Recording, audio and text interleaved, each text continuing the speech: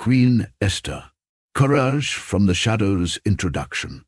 A queen's gambit in the opulent corridors of ancient Persia, where gold-encrusted pillars reached toward painted heavens and power, hung like perfume in the air. A young Jewish orphan girl concealed her identity while ascending to the most dangerous position in the empire. The story of Esther transcends mere historical account. It reveals how ordinary people in seemingly powerless positions can alter the course of history when courage eclipses fear and purpose overcomes comfort. Beneath the romance and palace intrigue lies a profound message about divine providence working through human courage, often in the shadows where God's name remains unspoken, but his hand moves with unmistakable precision. The Persian chessboard. A kingdom of excess, the Persian Empire of the 5th century BCE sprawled across the known world like a slumbering colossus, its body composed of conquered kingdoms and its veins flowing with tribute gold. In the winter capital of Susa, the air perpetually carried the scent of saffron, myrrh, and power. King Ahasuerus, known to historians as Xerxes, ruled this vast domain with mercurial whims rather than measured wisdom. The magnificent palace complex rose from the Susiana plain like a divine manifestation, its white marble columns stretching skyward, supporting roofs of cedar and cypress. Gardens bloomed with impossible perfection, water channels whispered through courtyards, and hanging tapestries depicting royal hunts and victories swayed gently in the warm breeze. This was not merely architecture, it was propaganda written in stone, a testament to Persian supremacy. In the 3rd year of his reign, Xerxes hosted a feast of unprecedented excess. For 180 days, the king displayed the vast wealth of his kingdom and the splendor of his majesty. Provincial governors, military commanders, nobles, and officials from across the empire's 127 provinces converged on Susa, drowning in wine served in golden goblets, each unique in design. The culmination of this extended celebration was a 7-day banquet in the palace gardens. White and blue linen hangings were fastened with purple cords to silver rings on marble pillars. Gold and silver couches stood on a mosaic pavement of porphyry, marble, mother of pearl, and precious stones. Wine flowed freely, with no restrictions on consumption.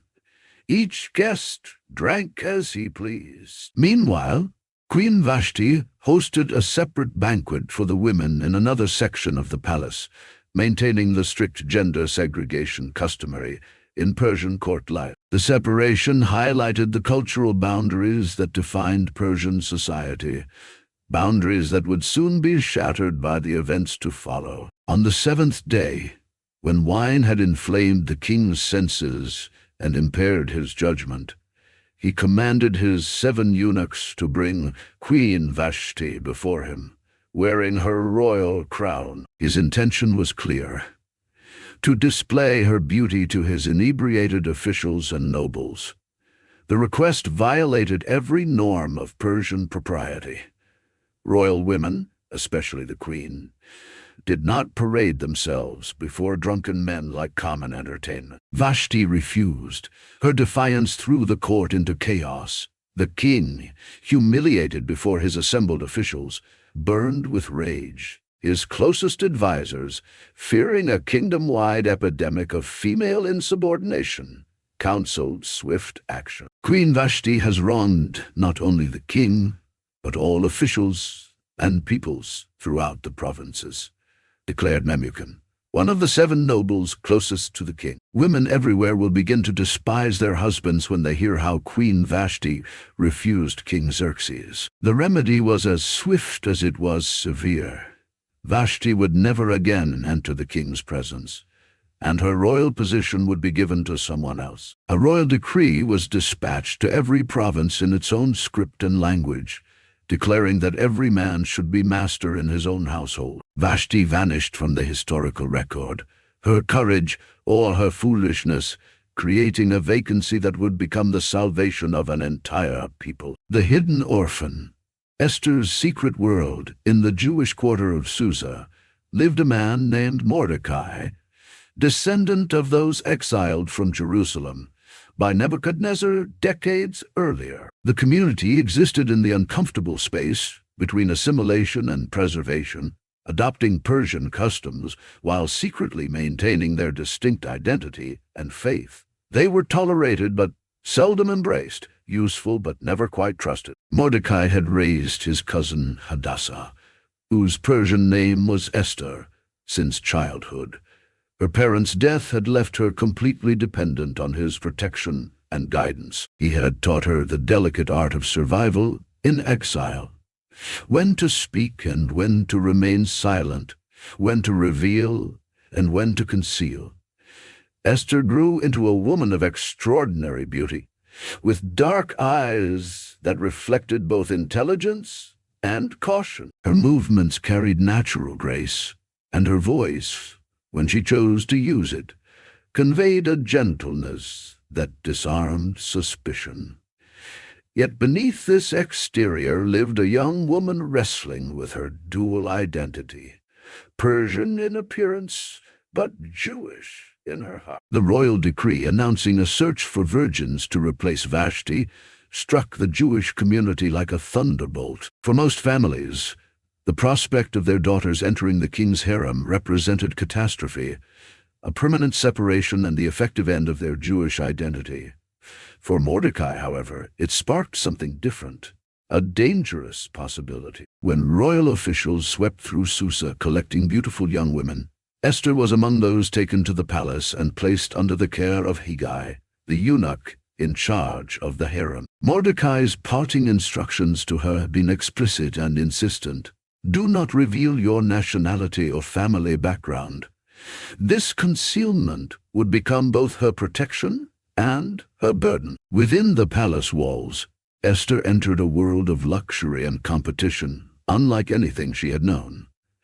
The women's quarters buzzed with intrigue and rivalry. Hundreds of young women prepared for a single night with the king, a brief audition for the role of queen, after which most would remain in the harem forever, rarely if ever called to the king's bed again. The preparation process was extensive and precisely defined: 12 months of beauty treatments, 6 months with oil of myrrh, and 6 with perfumes and cosmetics. Beyond physical enhancements, the women learned palace protocols, proper etiquette, dance, music, and the art of pleasing a king who had sampled every pleasure the empire could offer.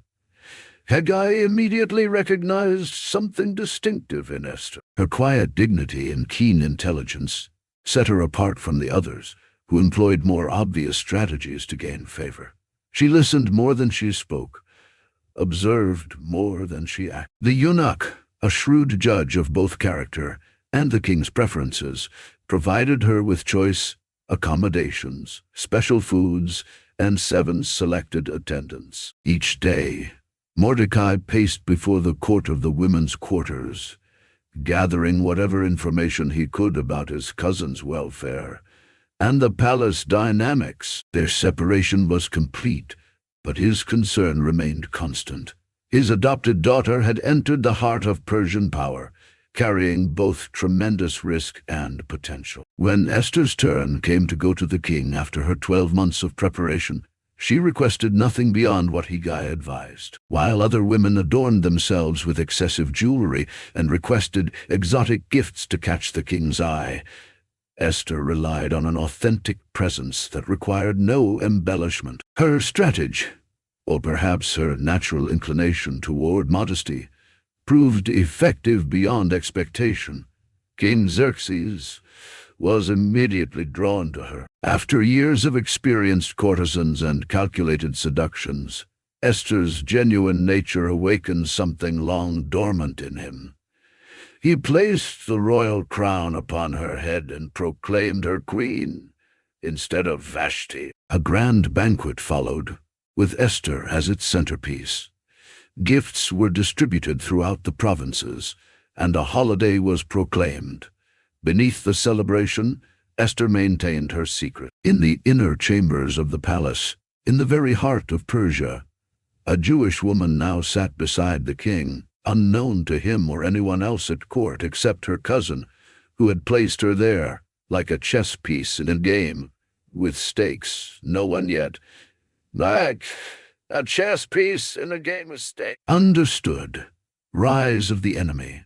Haman's deadly ambition. 5 years passed with relative peace. Esther adapted to life as queen, navigating the complex politics of the Persian court while maintaining contact with Mordecai through trusted servants. Her Jewish identity remained concealed behind her Persian name and royal persona. She had learned to compartmentalize her dual existence, though the strain of this division sometimes manifested in private moments of doubt and longing for authenticity. During this period, Mordecai uncovered a plot by 2 palace officials, Bigthan and Teresh, to assassinate the king. He reported the conspiracy through Esther, who informed the king, giving credit to Mordecai. The plotters were executed, and the incident was recorded in the royal chronicles, a seemingly minor event that would later prove pivotal. Political fortunes in the Persian court could shift with terrifying speed. King Xerxes elevated Haman the Agagite to the position of prime minister above all other officials.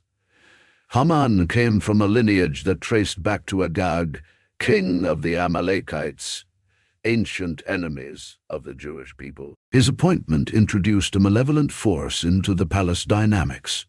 Haman's new position carried with it a royal command. All officials were to bow in his presence. When he passed through the palace gates, a wave of prostration followed as courtiers pressed their foreheads to the ground before him. Only one man remained upright, Mordecai the Jew. Day after day, officials urged Mordecai to comply. "Why do you disobey the king's command?" they asked. His response was simple, yet laden with historical weight. "I am a Jew." For Mordecai, bowing before Haman violated something fundamental to his identity and faith. Perhaps because Haman was an Agagite, perhaps because such obeisance bordered on the divine honor reserved for God alone. When Haman noticed this singular defiance, his initial irritation expanded into obsessive rage. The psychological impact of this one man's refusal poisoned every honor and achievement in Haman's life. In one revealing moment, he confessed to his wife Zeresh and his friends, "All this gives me no satisfaction as long as I see Mordecai the Jew sitting at the king's gate." What began as personal animosity metastasized into genocidal. Learning of Mordecai's ethnicity, Haman determined not merely to eliminate one irritating Jew, but to exterminate the entire Jewish population throughout the Persian Empire. His hatred found expression in a plan of unprecedented scale. Haman approached the king with calculated half-truths. "There is a certain people dispersed among the peoples in all the provinces of your kingdom who keep themselves separate. Their customs are different from those of all other people, and they do not obey the king's laws. It is not in the king's best interest to tolerate them." He offered 10,000 talents of silver, a staggering sum, to offset any economic impact of eliminating this troublesome minority. With shocking indifference, Xerxes removed his signet ring, handed it to Haman, and replied, "Keep the money and do with the people as you please." With a few casual words, the fate of an entire people was sealed, or so it seemed. Royal scribes prepared edicts in every language of the empire, commanding the annihilation of all Jews, young and old, women and children, on a single day. The 13th of Adar, 11 months in the future. The date had been selected by casting lots, called pur in Persian, a practice Haman used to determine the most auspicious time for his slaughter. Couriers raced through the empire delivering this death sentence to every province. The decree produced bewilderment throughout Susa. The city had peacefully accommodated diverse peoples for generations. Now, by royal command, neighbors were expected to murder neighbors in a government-sanctioned massacre. While Haman and the king drank together, celebrating their bond, families throughout the Jewish quarters began preparations for the unthinkable, the crucible of decision. Esther's transformation. When Mordecai learned of the decree, his response embodied the cultural expressions of deepest grief. He tore his clothes, covered himself in sackcloth and ashes, and went through the city with loud wailing. Similar scenes unfolded in every province as the Jewish communities received news of their scheduled extermination. Mordecai's public mourning reached the edges of the palace complex, but could go no further. No one in mourning clothes could enter the king's gates. This physical barrier symbolized the wider separation between Esther's royal life and the suffering of her people. Protected by palace walls and her hidden identity, she remained unaware of the crisis unfolding beyond the gilded. When reports of Mordecai's disturbing behavior reached her, Esther sent clothes to replace his sackcloth, attempting to resolve what she perceived as a personal difficulty. His refusal signaled the gravity of the situation. Esther dispatched Hathach, one of her trusted eunuchs, to learn the cause of Mordecai's distress. Through this messenger, Mordecai sent Esther an exact copy of the extermination order, along with an unambiguous demand. She must go to the king and plead for her people. The moment of reckoning had arrived. The purpose behind years of concealment and careful positioning suddenly crystallized with terrifying clarity. Esther's initial response revealed her lingering timidity and the genuine danger of her position. All the king's officials and the people of the royal provinces know that for any person, man or woman, who approaches the king in the inner court without being summoned, there is but one law: to be put to death. Only if the king extends the gold scepter may that person live, and I have not been called to come to the king for 30 days. The protocol was clear, and the consequences fatal. The king's inaccessibility wasn't merely court etiquette. It was a security system, protecting him from assassination and unwanted influence. Approaching without summons meant death, unless the king specifically chose to extend mercy. Esther's hesitation wasn't cowardice. It was a realistic assessment of the risk. Mordecai's response cut through her fear with words that have echoed through centuries. Do not think that because you are in the king's house, you alone of all the Jews will escape. For if you remain silent at this time, relief and deliverance for the Jews will arise from another place. But you and your father's family will perish. And who knows but that you have come to your royal position for such a time as this? This pivotal exchange transformed the narrative from a story about survival to one about purpose. Mordecai's statement contained multiple layers of meaning: a warning that her hidden identity would not protect her, an affirmation of his belief in ultimate deliverance, possibly the closest reference to divine providence in the book, and the suggestion that Esther's entire journey to the palace had been orchestrated for this specific crisis. Esther's response marked her transformation from passive participant to active agent. Go, gather all the Jews who are in Susa, and fast for me. Do not eat or drink for 3 days, night or day. I and my attendants will fast as you do. When this is done, I will go to the king, even though it is against the law. And if I perish, I perish. In these words, if I perish, lies the heart of Esther's metamorphosis. She accepted not only the possibility of death, but also the responsibility of her position. The phrase conveys not fatalism, but resolution, a willingness to sacrifice herself for something greater. The timid orphan who had followed others' instructions now issued commands. The queen who had hidden her identity now prepared to reveal her deepest self. The 3 days of fasting represented more than physical preparation. For the Jewish people, fasting was inseparable from prayer and spiritual reflection. Though God is never explicitly mentioned, this communal spiritual discipline implied a recognition that human efforts alone would be insufficient. The fasting prepared Esther not just to face the king, but to fulfill her role in a larger story. The courageous confrontation. Esther's strategy unfolds on the 3rd day. Esther exchanged her fasting clothes for royal garments. Every element of her appearance was calculated. Her attire needed to remind the king of her royal status, while highlighting the beauty that had first captured his attention. She entered the inner court, positioning herself where the king could see her from his throne. The moment was electric with tension.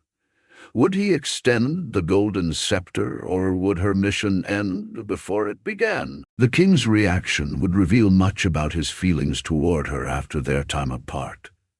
When Xerxes saw his queen standing in the court, unexpected but regal, something stirred within him. Perhaps affection, perhaps curiosity. The golden scepter extended toward her. Relief washed through Esther as she approached and touched the tip of the scepter, completing the ritual that spared her life. The king's question came swiftly. "What is it, Queen Esther? What is your request?" "Even up to half the kingdom, it will be given you." The scope of this offer was ceremonial rather than literal, a conventional expression of royal generosity. Nevertheless, it indicated the king's favorable disposition. Esther's response revealed her strategic approach. "If it pleases the king, let the king, together with Haman, come today to a banquet I have prepared for him." Rather than immediately presenting her petition, Esther invited the king and his favorite advisor to a private meal. This approach accomplished several objectives simultaneously. It moved the conversation from a public court to a private setting. It honored the king with special attention, and it included Haman, preventing him from undermining her influence in her absence. The king accepted immediately, and Haman was summoned to join them. During this first banquet, as wine relaxed the atmosphere, the king repeated his offer.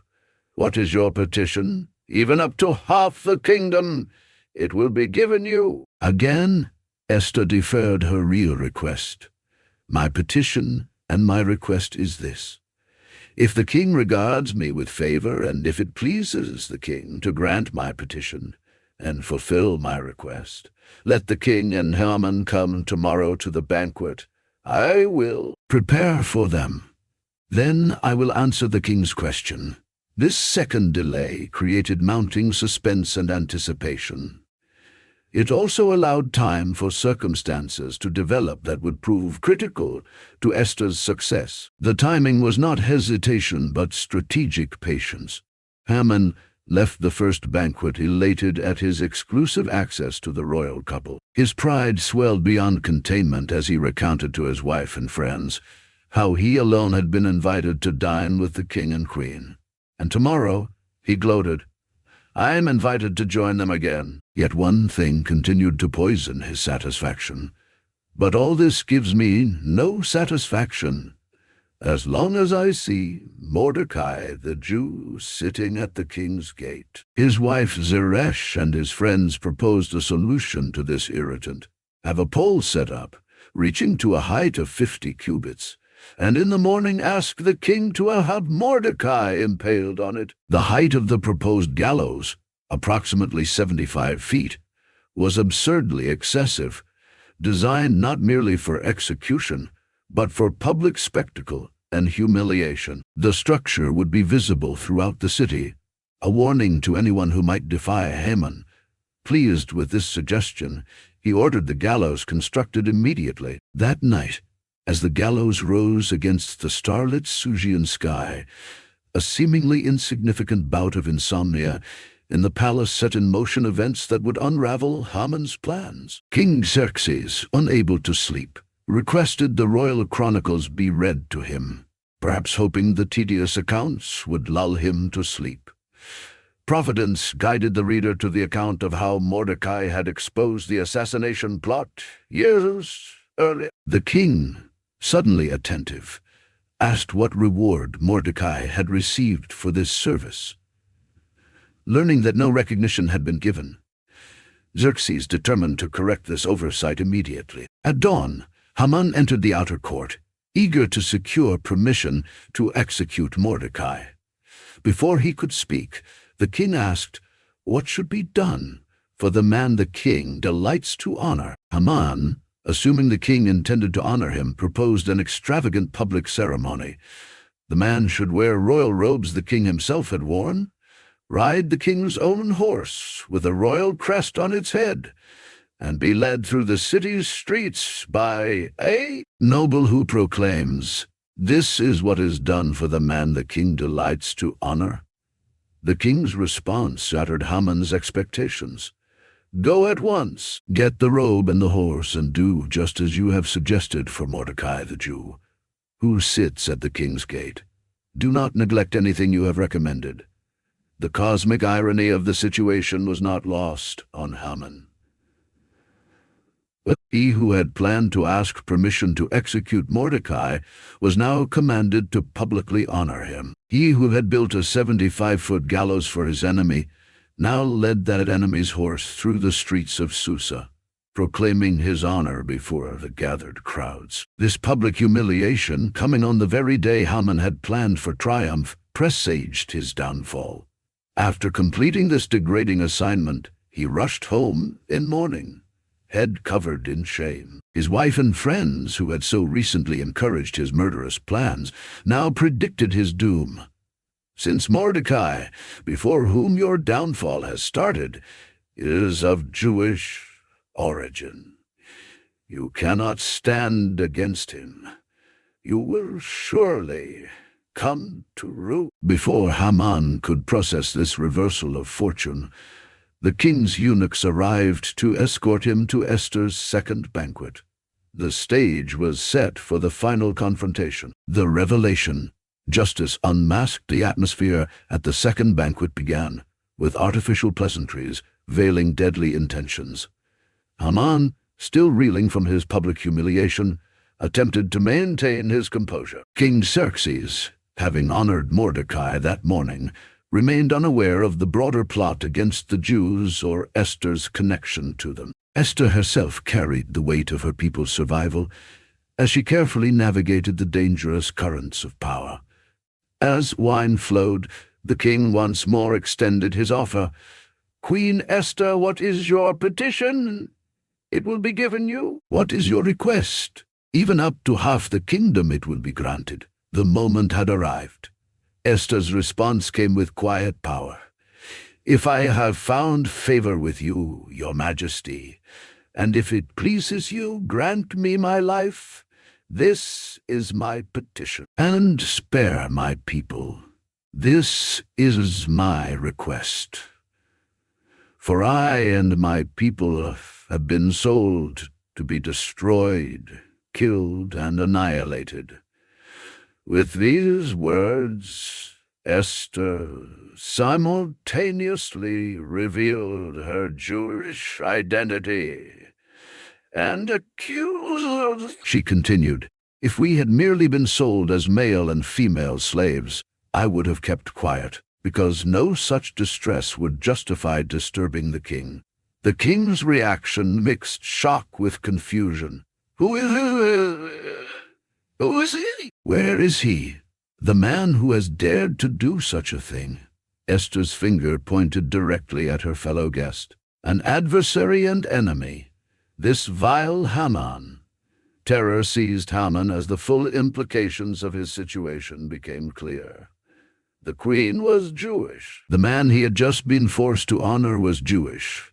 His genocidal plot now appeared as a direct attack on the royal household itself. The king, enraged, stormed into the palace garden, presumably to control his anger and consider his response. Haman, recognizing his peril, threw himself at Esther's feet, begging for mercy. When Xerxes returned to find Haman fallen upon the couch where Esther was reclining, he misinterpreted the action as a sexual assault, exclaiming, "Will he even molest the queen while she is with me in the house?" As soon as these words left the king's mouth, servants covered Haman's face, the traditional prelude to execution. Harbona, one of the eunuchs in attendance, seized the moment to inform the king about the gallows Haman had built for Mordecai, who spoke up to help the king.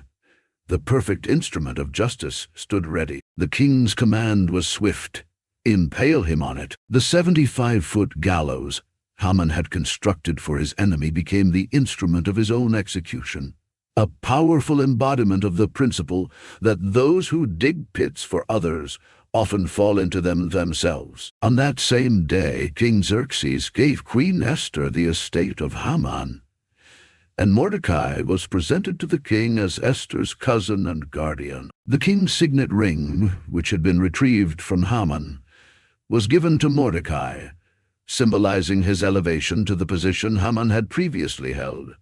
However, the decree against the Jews remained in effect. Persian law held that an edict issued in the king's name and sealed with his ring could not be revoked, not even by the king himself. This legal principle created a deadly conundrum: how to save the Jews from a legally binding extermination order. Esther again approached the king without summons, falling at his feet in tears and imploring him to put an end to Haman's evil plan. Though the original decree could not be reversed, the king authorized Esther and Mordecai to write a new decree in the king's name, sealed with his ring. This second edict granted the Jews in every city the right to assemble and protect themselves, to destroy any armed force that might attack them, and to take the property of their enemies as plunder. The decree effectively transformed the planned day of slaughter into a day of self-defense and victory for the Jewish people. Royal couriers on swift horses raced throughout the empire delivering this new decree. Mordecai left the palace wearing royal garments of blue and white, a large gold crown, and a purple robe of fine linen. The Jewish communities throughout the empire celebrated with feasting and joy, and many people of other nationalities became Jews because fear of the Jewish people had seized them. When the 13th day of Adar arrived, the day appointed for the Jews' destruction, the Jews assembled to defend themselves. No one could stand against them, as fear of them had fallen on all peoples. Moreover, provincial officials, satraps, governors, and royal administrators helped the Jews because fear of Mordecai had seized them. In Susa, the Jews killed 500 men on the first day. The 10 sons of Haman were also killed and subsequently impaled.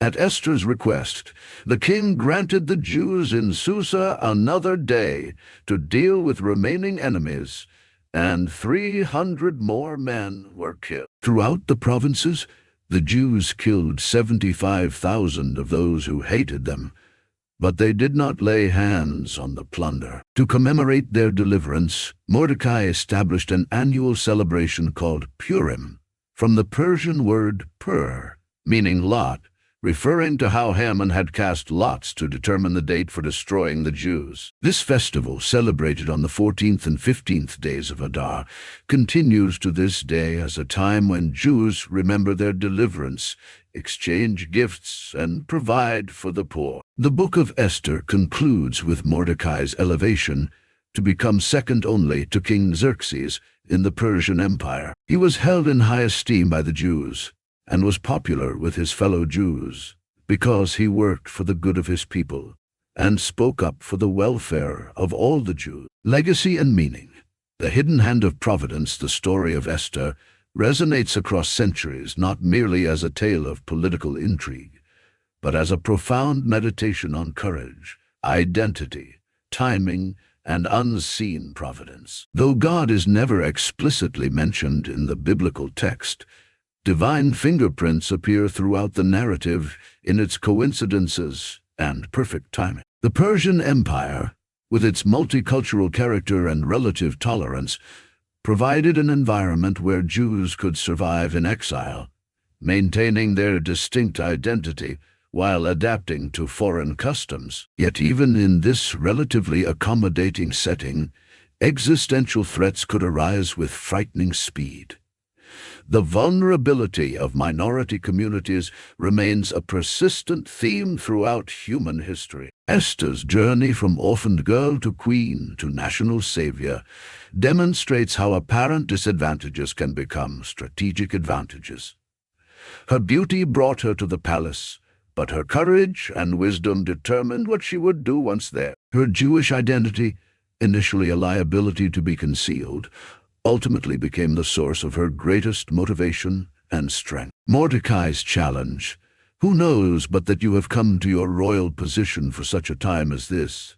introduces a profound question about purpose and timing. It suggests that apparent coincidences might be coordinated events in a larger design, that individual lives might have specific purposes within broader historical movements. This perspective transforms seemingly random circumstances into potentially meaningful appointments. The reversal of fortunes throughout the narrative, Haman's elevation and fall, the Jews' movement from vulnerability to victory, Mordecai's shift from mourning to royal authority, suggests that present circumstances, however dire, may not represent final outcomes. This theme of reversal offers hope in desperate situations and cautions against presumption in times of success. Perhaps most significantly, the absence of explicit divine references in the text paradoxically highlights God's presence. Like a filmmaker who remains unseen while directing every scene, the divine presence in Esther operates behind the visible action. This hidden face of God mirrors the experience of many believers throughout history, who perceive divine activity not in miraculous interventions, but in the subtle coordination of circumstances and the courage of ordinary people who rise to extraordinary challenges. The legacy of Esther extends beyond Jewish tradition. It speaks to all who find themselves caught between cultural identities, all who must navigate hostile political environments, all who question whether their position might serve some purpose beyond personal benefit. It reminds us that courage is not the absence of fear, but the determination to act despite it. 3 essential lessons emerge from this ancient story. First, positions of influence carry responsibilities beyond personal advantage. Esther's access to the king came with obligations to those without such access. Second, silence in the face of injustice makes us complicit in its outcomes. Mordecai's warning that Esther's silence would not protect her challenges us to recognize how our fates are bound together. Third, timing is crucial in effective action. Esther's patient strategy, waiting for the precise moment to reveal Haman's plot, demonstrates that when we act can be as important as what we do. As we reflect on this narrative, several questions invite deeper contemplation. How might our own positions, whatever their limitations, be uniquely situated for positive impact in our sphere of influence? Where might we be tempted to remain silent about injustice because speaking would involve personal risk?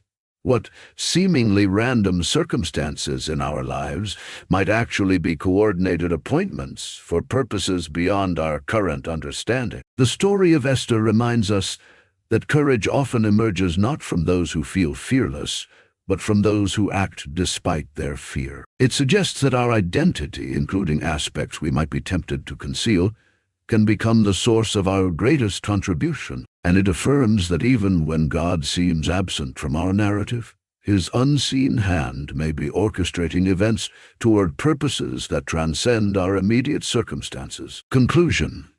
The courage to be Esther's transformation from passive beauty to active agent of deliverance reminds us that genuine courage is not inherited, but developed through conscious choice. Her journey from concealment to revelation parallels our own struggles to integrate our various identities into an authentic whole. Her willingness to risk everything, if I perish, challenges our tendency to preserve comfort at the expense of conviction. Perhaps the most remarkable aspect of this ancient story is its continued relevance across cultures and centuries. In a world still marked by ethnic tensions, political manipulation, and the abuse of power, Esther's courage speaks across time. Her story reminds us that individuals can impact systems, that strategic action can neutralize entrenched evil, and that apparent coincidences might be coordinated by an unseen hand toward justice and deliverance. What questions will you take from Esther into your own circumstances? Where might you need to reveal rather than conceal your true identity? What position of influence, however modest, might you occupy for such a time as this? How might your own story, like Esther's, be part of a larger narrative with purpose beyond your personal comfort? Thank you for joining us for this exploration of Queen Esther's remarkable journey from timidity to courage. If this deeper look at her story has resonated with you or challenged you in new ways, please share your thoughts in the comments below. How does Esther's courage speak to challenges in your own life? We'd love to hear your perspective. Don't forget to subscribe to the Deep Bible Stories channel for more explorations of biblical narratives that reveal layers of meaning often missed in casual reading. Together, we can discover how these ancient stories continue to illuminate our modern journey.